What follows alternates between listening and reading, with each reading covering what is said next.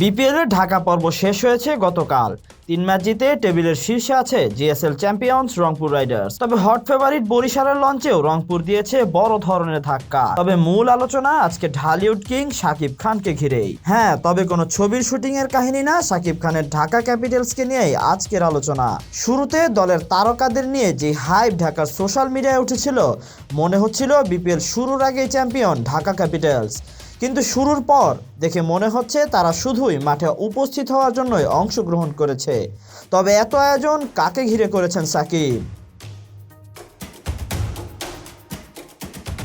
দলের কোনো দিকে কোনো কমতি খুঁজে পাবেন কি আপনি?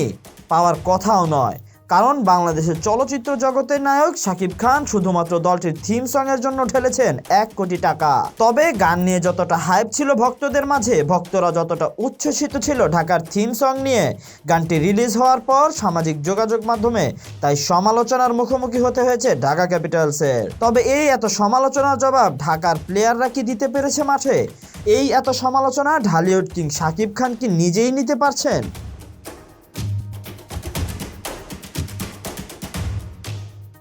শাকিব খান ক্যামেরার সামনে থেকে এখন 22 গজের ক্রিকেটে পা রেখেছেন। এটা কি আদৌ সম্ভব? না, এটা ক্যামেরার সামনেই মানায়। তবে তার দলের যা অবস্থা, হয়তো শাকিব নিজেও ভাবছেন দলের হয়ে নিজের মাঠে নামাটাই এখন শ্রেয়। তবে ঢাকাবাসী শেষ কয়েক বছরে ঢাকার এমন পারফরম্যান্স দেখে প্রায়ই অভ্যস্ত।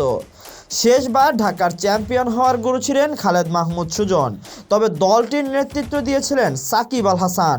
তবে এবারও গুরু সুজন, তবে নেই সাকিব। ঢাকার এই এমন ভরাডুবির কারণে কি তবে সাকিব? অবশ্যই না, কারণ এবার সাকিব আল হাসান তো বিপিএল এ খেলছে না। বিদেশি থিসারা পেরেরার নেতৃত্বে দলটির গঠন হতে কত সময় লাগে সেটি সময়ই বলে দেবে। নাকি ভক্তদের চাওয়া অনুযায়ী দলের নেতৃত্ব যাবে ব্যাট হাতে রান খরায় ভোগা লিটনের হাতে?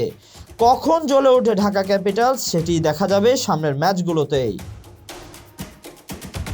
তাহসির আহমেদ, বিডি আর্কাইভ।